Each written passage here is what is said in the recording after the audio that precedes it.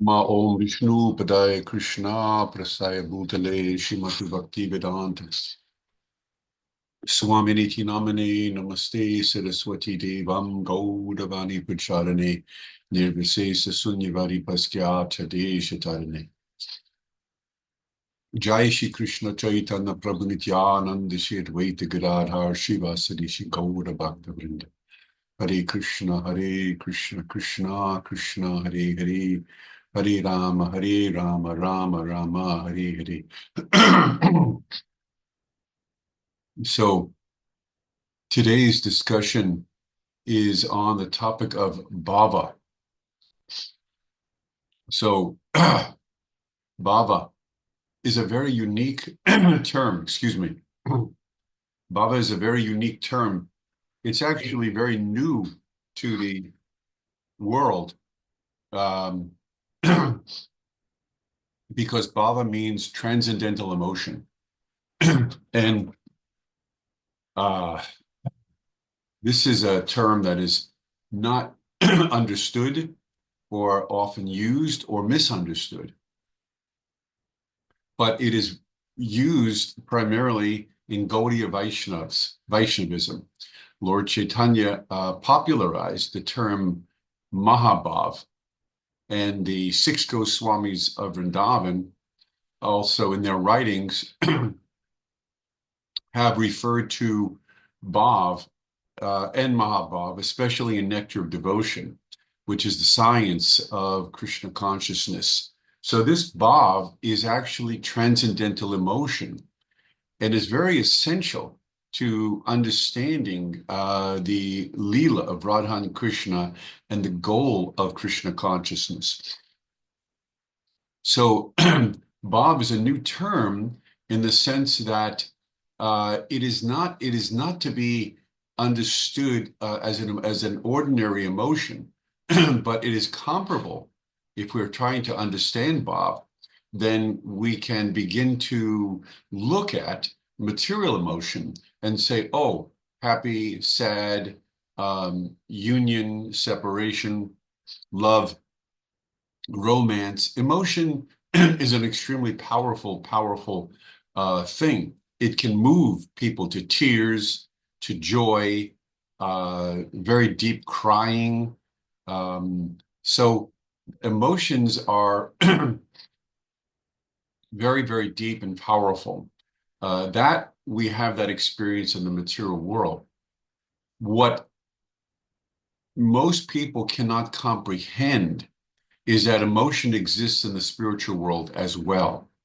The difference is when an emotion is felt in relationship to God, then this is called bhava. Bhava is an emotion that happens on the level of the soul. And so it's called a transcendental emotion. It's felt by the soul. The cause of the emotion is Krishna, but the feeling of the emotion is coming into the soul. And so, in a sense, it's almost like a language between God and the devotee, because God is filled with emotion, bhava sindhu me. He's filled with emotion because he's Akhilananda. He is the ocean of emotion. Contains all the causes of emotion. He's unlimitedly wealthy, famous, beautiful, knowledgeable, um, renounced. I can't even think of all six right away, but Lord Krishna has six primary emotions, uh, um, what are they called? Primary qualities in unlimited quantity. And they're experienced by his surrendered devotees in an emotional way. You see some devotees are just brought to tears thinking of Krishna, just thinking of his lotus feet, just thinking of his footprints. So Krura went into a state of complete ecstasy, got down and was crying. So just the thought of Krishna's eye, his hair, his flute playing can bring a devotee to complete emotional ecstasy. So these emotions or bhavas are different than ordinary material emotions because at some point they are really sustained, and they become the basis of the devotee's personality. So it's very important to understand bhava. Bhava is something that arises in the devotee. Excuse me. There's a lot of allergies here. It's allergy season here in California. But bhava rises. It's an emotion that rises from the heart. And this is explained in Nectar Devotion by Rupa Goswami, how these different bhavas arise and how they affect the devotee. And it's very, very interesting to read, depending upon where the life air is and how the emotion affects. There could be different experiences: horripilation, yawning, rolling on the floor, incessant crying, laughing, acting like a madman. These are extreme emotions. And when a devotee attains this emotional state, these emotions don't go away. They're not just transitory, but they remain sometimes as an ember in a fire where it's very, very low. And then all of a sudden, something reminds the devotee of Krishna, and then the fire blossoms. So it's kind of like this constant waves. They're waves. Rupa Goswami describes the bhavas as waves. And sometimes the devotee is overwhelmed by these waves of emotions. As I explained a minute ago, these different symptoms arise in the devotee's heart, and they're very, very tasty. These emotions are extremely thick. They are replete with fullness, with satisfaction.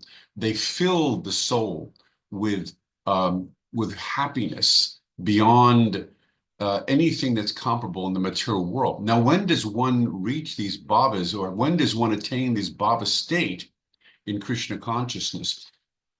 So the first thing I want to explain is that that these bhavas are attainable. As Prabhupada explains, they are actually something that you can taste immediately in Krishna consciousness. As soon as you enter into a kirtan, taste some delicious prasadam, see the beautiful deity, there's an emotional state. That's the very beginning. When someone's practicing Krishna consciousness and he gets an emotional state from any of the activities of Krishna consciousness, that's the beginning, the very, very tip of the iceberg. And that's the reason why it's just a tip, is because the devotee himself is not yet mature enough to carry these bhavas. He's still in an immature state. So he's getting this initial taste, but but the taste doesn't last. It needs to be the character of the devotee needs to be deepened so that the bhava can remain and do the work that it's meant to do, which is to carry the devotee into this beautiful, beautiful state of ongoing bliss and happiness. So the bhava is going to resonate in the heart of the devotee according to his adhikar. As the devotee advances in spirituality, then these different bhavas stay longer and stay longer until the devotee actually gets to the point of liberation. When he's liberated from the concept of I am the body, this is the demarcation point whereby bhavas can truly remain within the heart of the purified devotee. So the concept, I am this body, is really the last straw in the karmic tabernacle, the karmic bond that is binding the devotee to the material world. And these are many, many, many lifetimes and many, many experiences of karma in this life and previous lives. And these karmas or reactions do get cleared through this constant experience of bhava. And at some point, all the karma is cleared, except maybe the deepest aspects, which is called the prarabdha, which is the actual I am, which is actual having a physical body. So until the physical body is gone, then always a small residue of material concept in the character of the devotee. But he's very, very close to 100% purity. And so he can taste these bhavas and they resonate and they stay and they keep him free from contact with the material energy. So these bhavas are really dependent on the devotee's purification so they can remain in the heart and they can be distilled and they can be churned and they can be developed and deepened until those bhavas turn into what Rupa Goswami calls sthai bhav. So sthai bhav is a permanent bhav, and it is actually the permanent bhav of a liberated devotee who knows his role in Krishna consciousness, who knows his rasa, and that at that point, his personality and the sthai bhav are one. One. So whenever he practices Krishna consciousness and chants his rounds, he has a particular mood that he's cultivating all the time because it's the tastiest thing for him to do. He feels that this is the whole purpose of his life. This is what he's meant for. This is what he wants to do. This is how he relates and finds existence in the spiritual world is through his chosen bhav. So all these levels of Krishna consciousness are what we are seeking. It's important to know what is our goal. Now, I want to backtrack for a moment and talk about these bhavas in a little bit of a different fashion. When these bhavas, which is a terminology that Rupa Goswami started, it's really his term, right, that, through his writings and teachings has popularized. And it is at the heart of Vaishnavism. And as you know, Vaishnavism is different than impersonalism because impersonalists, which were made popular through Shankaracharya, believes in the oneness, which is Advaita. There is nothing but oneness. So without two, there's no chance of Bhav because Bhav must have both the Lord and the devotee in a relationship. But when there's no difference in the mind of the impersonalist, then there's no Bhav. There's only Sat or eternality. And so transformation from Shankaracharya to Chaitanya is this introduction of Bhav. And it's hard for the impersonalists to reconcile this idea of transcendental emotion because they spend all of their time as jnanis on the idea of moksha or liberation from the material concept. They understand that the body is the cause of all suffering. And when along with the body is the mind and emotions and intelligence, and they want to be completely distant from all of that. They want to go into the state of oneness or voidness or Brahman realization. The Buddhists used to call it nirvana, and then Shankaracharya called it Brahman realization. And it has absolutely no quality to it. So they're very, very focused on nothingness or oneness, very important to them. And they're constantly drilling this into their mind. Krishna says in Bhagavad Gita that after many, many, many births of this jnani, repetitive, difficult meditation, one finally comes to Krishna consciousness. Ahonam janmanamante gyanavan mam prapajyante vasudev sarvamiti samahatma sadulabha. So after trying and failing with this idea that oneness is the ultimate goal, if one is fortunate, he comes to the platform of Vasudeva, where he comes to meet a devotee who gives him a Vasudeva mantra, where he's then directed to worship the Supreme Personality of Godhead in a Dvaita, a dualistic fashion.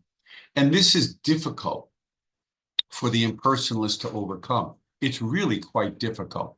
And even when he's introduced to this idea of bhava and transcendental emotion, it still takes time to clear out the hardness of the heart, to develop this softness, which is the approach that we take as devotees of Lord Krishna. It's a very beautiful, beautiful, soft approach toward the lotus body of Lord Krishna and the lotus mouth and the beautiful descriptions that Rupa Goswami gives of Keshava, of his beautiful form, and Tribungalam, the threefold bending form. This constant throwing of flowers and flower garlands, and it creates a softness, and this is the fertile field that's required in order for the devotee and the bhakta, who was previously the impersonalist, is required to develop this bhava experience. So the impersonalist who comes to Krishna consciousness, he's coming with a hard heart. He's being given a chance to practice this soft, sweet practice. And that takes it's a melting. It's a melting.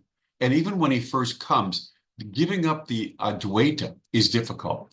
And this is true even of jnanis who use bhakti in their practice, because pure jnana is extremely difficult. You'll find many jnanis introduce bhakti into their practice because it helps them to attain what they think is moksha.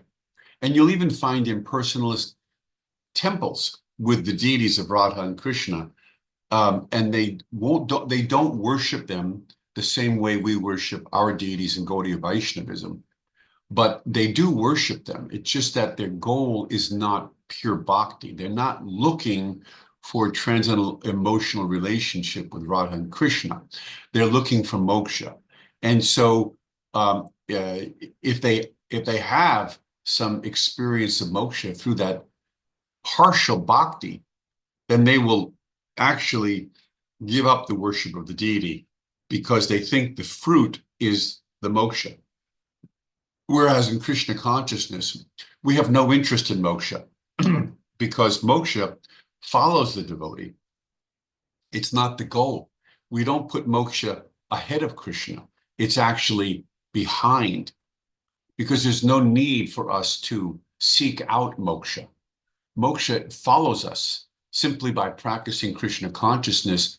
Liberation from the bodily concept automatically comes, because the approach that we're taking, which is this bhava approach of sweetness and softness, automatically separates us from our bodily concept. And so the impersonalist at the beginning, he really doesn't understand what all this bhava is about. It's so foreign to his thinking and to his processes that many times devotees who first begin Krishna consciousness leave.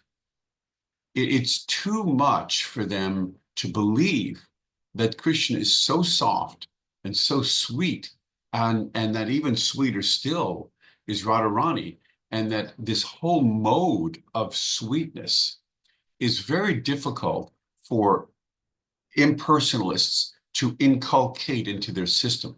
That is why the intermediary between Radha and Krishna and the Sakis is the guru. The guru is the manifest representation of Krishna, and serving the guru is essential for rising in Krishna consciousness. So the guru is the coach. He is the teacher. He's the one that says, do this, don't do that. You did this well, you didn't do this well, etc. It's necessary. And so you must approach Krishna through the guru. So the guru is your best chance of overcoming your impersonal tendencies.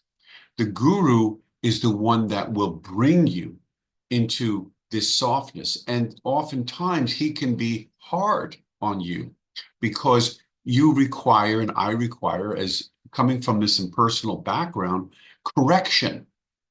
We require correction. So the guru is there to correct us, to help us. Even still, devotees will leave the association of their guru because the age of Kali is so hard and so difficult with so many negative elements. That's why we have to band together as sadhus, practice Krishna consciousness together. And even that is hard to do because when we're together, we fight. We have ego problems. Who's in control? Who's in charge? Do we trust this individual?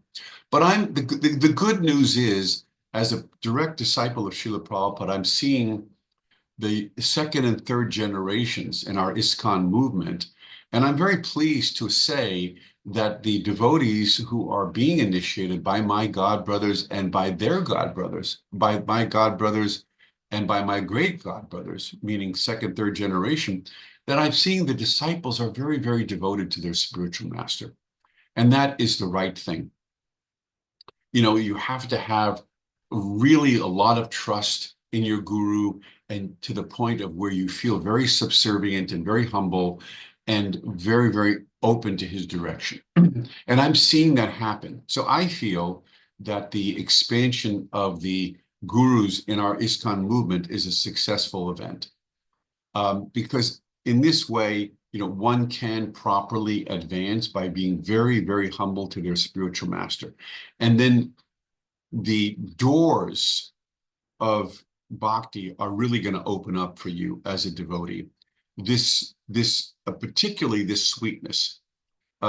This brings us back right now to our discussion of Bhava. So once you, as a practitioner of Krishna consciousness, have faithfully practiced, have faithfully chanted and faithfully executed the order of your spiritual master, after some time, the hardness of the heart. Now, this doesn't have to take decades. This is something that does take place rather quickly, where you will enjoy Krishna consciousness and you will give up all impersonalistic thoughts and ideas. It does happen rather quickly. So if you stay in the practice, it will change you rather quickly, and you will feel the benefit of humility and sensitivity and femininity and the joy of Saki Bhav. These will begin to make sense to you, and the joy of Krishna's form and pastimes will all begin to resonate within you. And that will become your best chance to stay on the path, to continue on the path, to continue your sadhana until you get to that cherished point where you realize, not just intellectually, but you realize experientially that you're not the body. This is a major, major inflection point in Krishna consciousness. Now, let's focus for 1 minute between the time period it takes from when you are no longer an impersonalist, where you accept yourself as a bhakta. You say, I'm a bhakta, that's it. I want this path. I want to practice it. I want to put on tilak. I want to worship my guru, Krishna, Radha. I want to chant. This is it. This is really good. You get this feeling of commitment and taste. But from that point where you have some strength in your practice and you're not leaving the association of devotees, to the point of liberation in Krishna consciousness, could take some time. Because as Prabhupada says, the sweet rice has to be boiled, the water has to be raised in its temperature to the boiling point. Putting the iron in the fire requires time before it reaches a certain point of heat.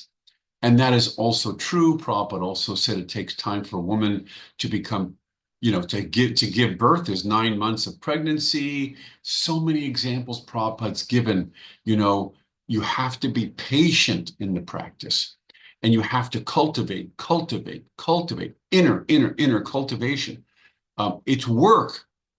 Srila Bhaktisiddhanta called it the fire of ordeal. It's work because you have to deal with your mind's karma, with previous karmas. You have to deal with so much like that.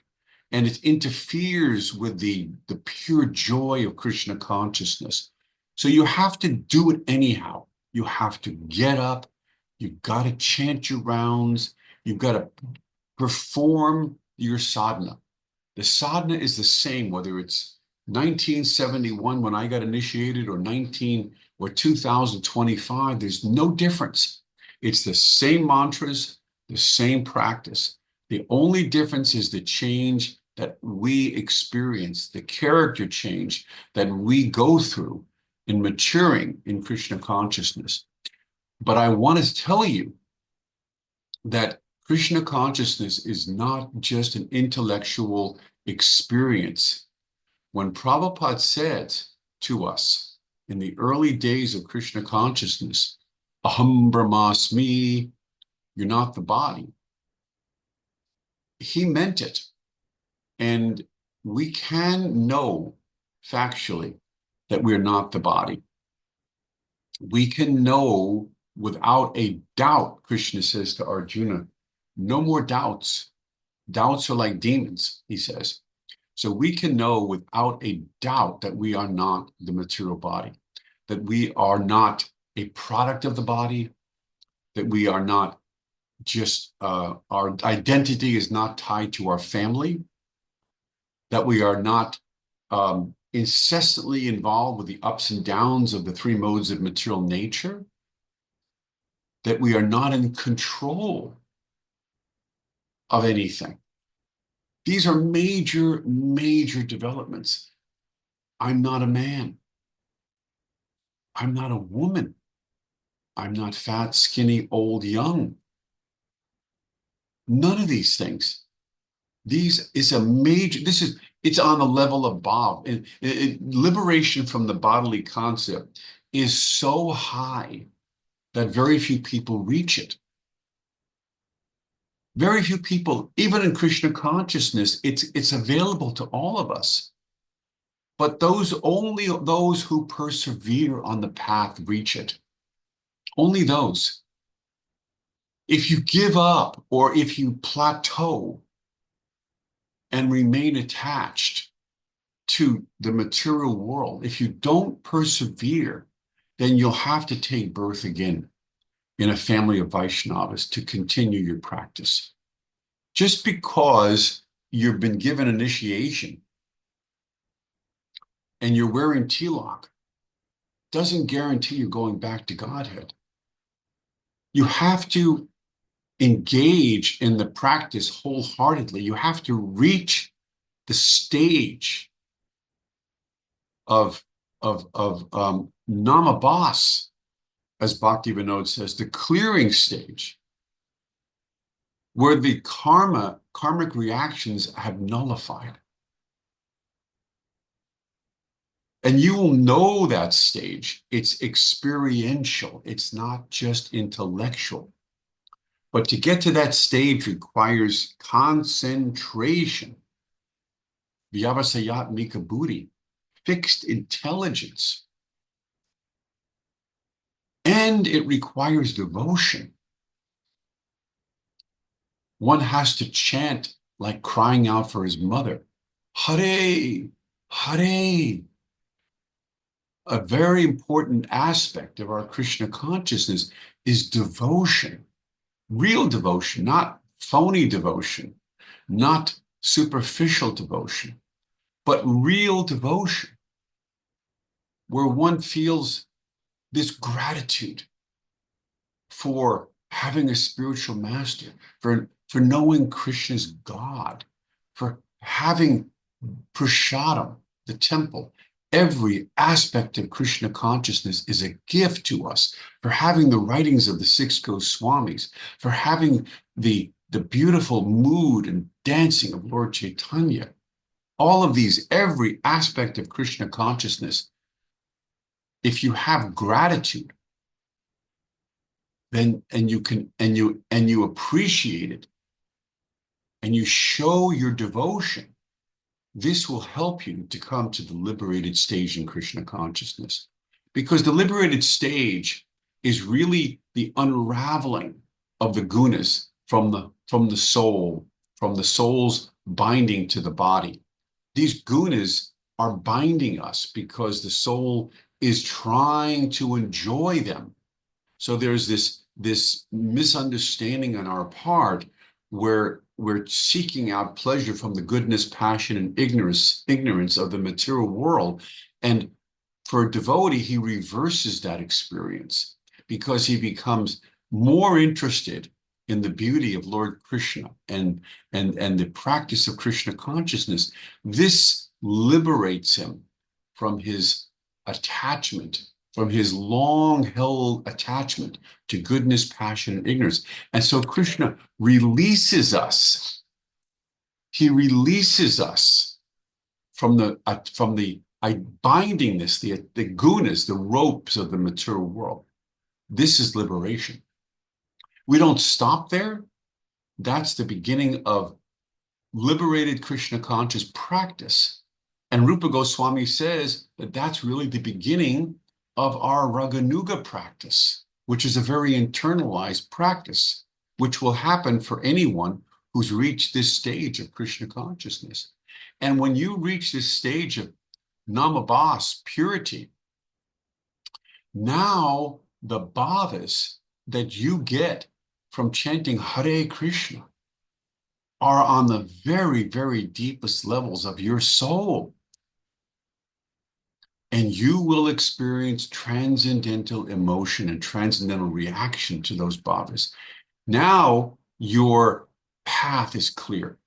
This is a whole different experience. This is a completely internalized practice now. You're not involved any longer with bodily life. You have gained a footing, if you will, into the spiritual realm, into the realm of Krishna consciousness, the entire genre, if you will, of Krishna consciousness. It becomes apparent to you because you've reached that certain level of sensitivity. And so when you chant Hare Krishna, it's not the same anymore. You're resonating with the mantra. You're able to feel Goloka in your mind. And thus different thoughts come, different forms come, different understandings come. Srila Prabhupada talked about this. He gave the example of the train. And the beginning of Krishna consciousness is like a train coming from a distance where you don't even see the train, you just hear the whistle. And as you're maturing in Krishna consciousness, you begin to see the train from a distance along with the hearing the whistle. And as you continue to grow in Krishna consciousness, you then begin to see clearly, you begin to see forms within the train, but you can't make them out yet. And as you become even more advanced in Krishna consciousness, you start to see the forms in that train until it pulls right into the station. And that's exactly what Krishna consciousness is like. The forms of Radha and Krishna and all the sakis, everything becomes much more clear to you as you're advancing spiritually. Everything is internalized. So it's the most phenomenal experience. You've given up all your impersonalism, you've given up your bodily concept, your bodily attachments. You could even you're still living in the material world, you're still feeding yourself. Excuse me, you still may have a family, you still may have a job, but you've attained a certain level of purity where you're not attached to the results. You're doing it for Krishna. So if money comes your way, you're not interested in building up a material life, big house, car. They have no interest to you. Everything's a pass-through because real pleasure is this internal experience of Krishna consciousness. That's where you want to be. You know, nothing else excites you as much as the internal bhav of identifying with the spiritual world. Nothing else in the material world excites you. Big home, many cars, beautiful wife, bank balance. These are the most difficult things to give up, and a devotee can give them up easily. And people don't understand that. Why do you want to give up all these things? Because we have something better. Why did Rupa Goswami and Sanatan Goswami have nothing but a loincloth and sleep under different tree every night? They didn't have to, because in their prior life, they had Lakshmi. They were coming from well-to-do families. They were super intelligent people. They had positions in the Mohammedan government. They didn't have to give everything up and just wear a loincloth. No one told them to do that. But they adopted this life because they wanted to constantly taste Krishna consciousness without deviation. They didn't even want to build temples. They used Lakshmi that came to them from wealthy admirers and devotees. They just built temples on their Lakshmi. They wanted to write. They wanted to write and convey this intense bhav that they were getting from Lord Chaitanya. That was what they wanted to do. They were academians, writers, and they relished, Rupa Goswami relished writing Lalita Madhava, Ujjvala Nilamani, Pajavali, plays, Bhakti Rasamrita Sindhu. He gave us the science of Krishna consciousness. And after Rupa Goswami, other great acharyas also dove into that nectarian writings. Vishwanath Chakravarti Thakur wrote Bhakti Rasamrita Sindhu Bindu, commentary on Ujjvala, and he also wrote commentary on Ujjvala Nilamani. Jiva Goswami, prior, wrote many literatures explaining the science of Krishna consciousness, and also he wrote commentary on Ujjvala Nilamani and other books. So these great acharyas, our spiritual master Srila Prabhupada wrote many books, many books. So our highest teachers really like to dive deep. There's some allergies here. That's why I'm sniffling. Our highest teachers love to write and convey, because Krishna consciousness is very, very subtle, and it requires explanation in order for the sisha, the disciple, who wants to convey, the guru wants to convey this understanding to the disciple. He wants it. It comes from the guru in a nutshell. It comes as a concentrated seed, a bija, and it's placed in the heart of the disciple through shraddha, through hearing. And so this is really Krishna conscious. It's not an institution. The institution is only there for devotees and for guests to come and get inspiration, see the deity. This is all. Rupa Goswami has written a lot about how to be in front of the deity. So yes, all this deity worship and is important to develop our Krishna consciousness. But the real experience of Krishna consciousness is the guru's giving the disciple this bija seed to water. And if he waters it properly, he can experience liberation in Krishna consciousness, which is absolutely over the top phenomenal. It was so rare. And Krishna says himself in Bhagavad Gita, and those who are Mahatmas in Krishna consciousness are the rarest of rare souls. It's one thing to strive for liberation through the Advaita process, but to become liberated in the Dvaita process of Krishna consciousness is truly amazing. And to taste such high level bhav that the gopis taste is insane. It's absolutely nuts. When I mean nuts, I mean it's not even the same bhav as you experience in Dwarka. It's not the same experience in Vaikuntha. It's not even the same experience the cowherd boys are experiencing. It's something so rare, so treasured, that to taste Saki Bhav, Manjari Bhav, which is what Lord Chaitanya wants us to taste. Rupa Goswami wants us to taste.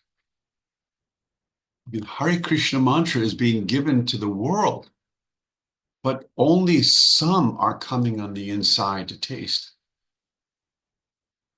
It's why some of these beautiful songs of Narottam Das Thakur and Bhakti Vinod Thakur, Oe Vaishnav Thakur, O Guru Dev, Kripa Bindu Dia. I'm following behind you, begging for just one drop of that mercy, which is that Saki Bhav. Manjari Bhav. Manjaris are also Sakis.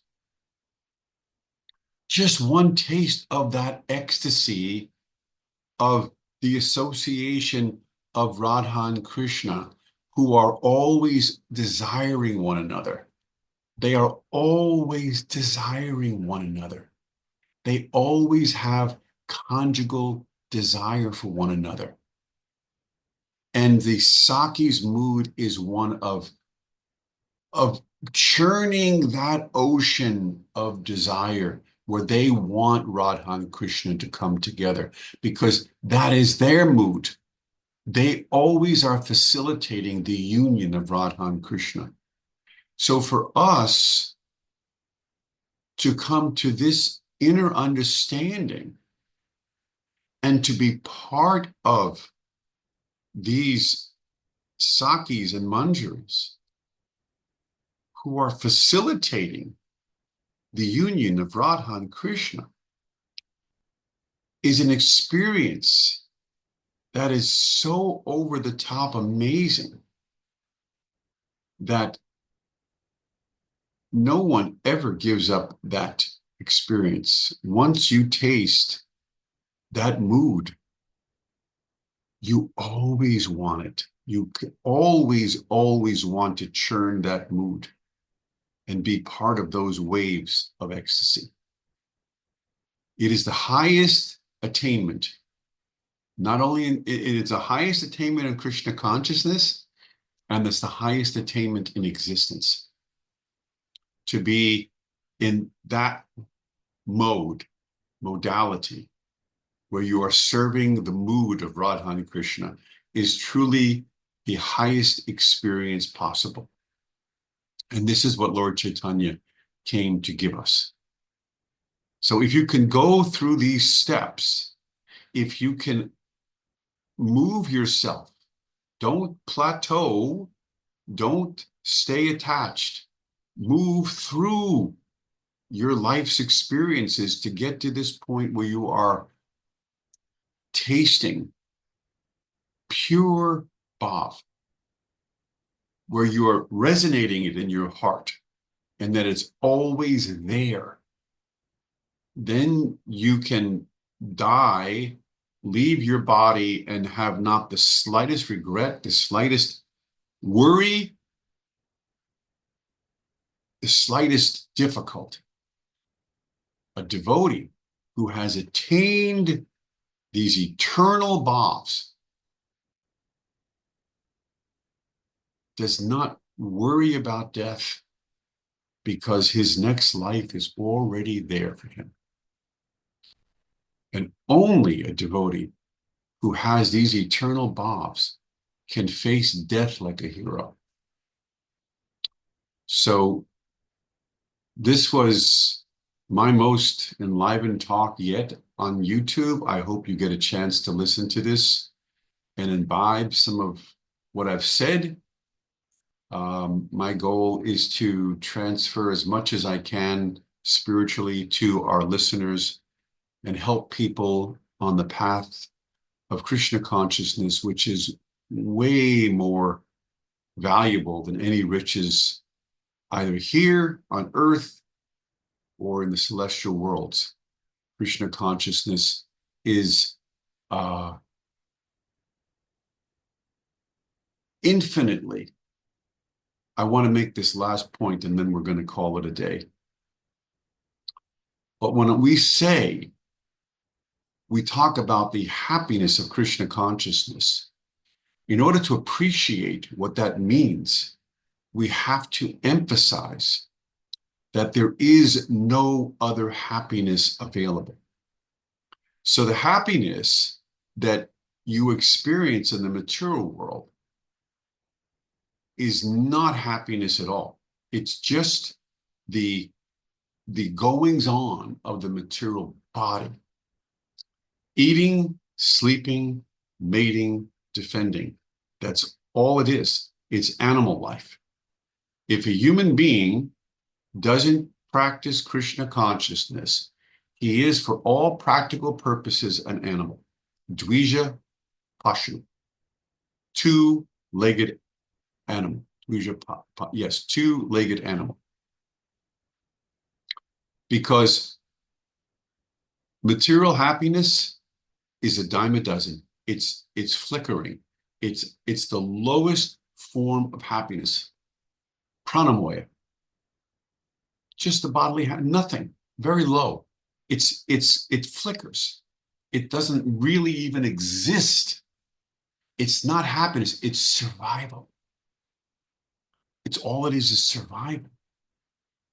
Happiness only exists in God. That is the only place it exists. And unless we are linked to God through devotion, there is no happiness at all. If you think wife, child, mother, father, family relations is happiness, that's mental. You're creating some emotion mentally that doesn't really exist. It's a perverted reflection of Bhava. That's why no one is really happy in the material world with their family relations, business, country relations, business relations, city, village, home, all these relations that the illusion soul has don't really bring any fulfillment. They're just external. They flicker. They're botherations because they're perverted reflections of Bhava.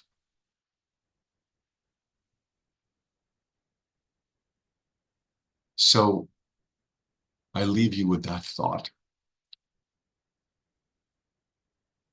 Develop real happiness through your Krishna consciousness. Until next time, Hare Krishna.